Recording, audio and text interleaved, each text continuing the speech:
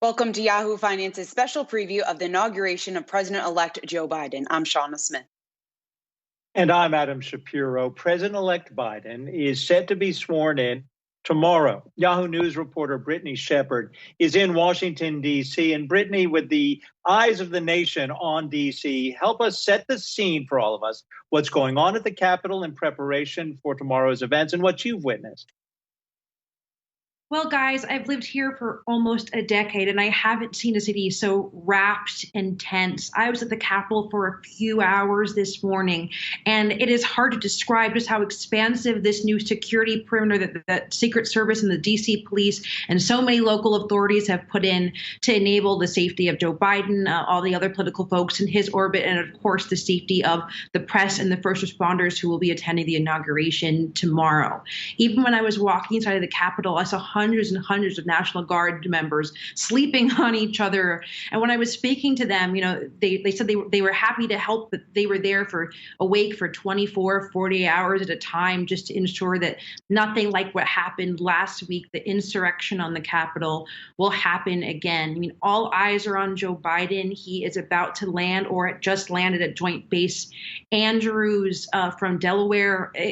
Everything that the Biden transition had planned is now up in the air. Originally, he was supposed to take a historic ride out into D.C. from the Amtrak that everyone has associated with him, and in Wilmington has been named after him. And in his address in Wilmington, you saw him cry.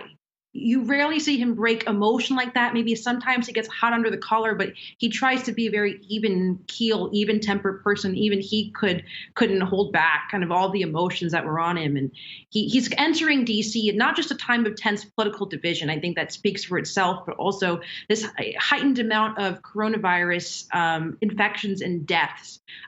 Almost a year ago today, it was the first case of coronavirus in the United States, and now 400,000 Americans are dead. And that weight is on the square on the shoulders of Joe Biden and Kamala Harris. And they know that. We'll be remarking on that in the National Mall in just an hour. And that, essentially the entire world looks to them to fix not just a political mess, not just an economic mess, but a mess of the heart, a mess of history. People don't know where to turn. Lots of people are upset. People's families and friends are sick and they are dying and they do not know where to go. And the question is, can they rely on this incoming administration to right some of the wrongs? Brittany, just focusing on the next couple of hours, the next 24 hours, I think a lot of questions right now are about the security concerns and what's being done inside D.C. at this point. I want to play a soundbite from President Trump when he addressed the nation a few days ago following those deadly riots on Capitol Hill. Let's listen. Every American deserves to have their voice heard in a respectful and peaceful way. That is your First Amendment right. But I cannot emphasize that there must be no violence, no law breaking, and no vandalism of any kind. Everyone must follow our laws and obey the instructions of law enforcement. So, Brittany, we heard President Trump calling for no violence, no vandalism of any kind. Of course, the question now is whether or not President Trump's loyal supporters, if they will listen to him, if they will listen to the words that he uttered just a few days ago. What's the feeling down in D.C. about that?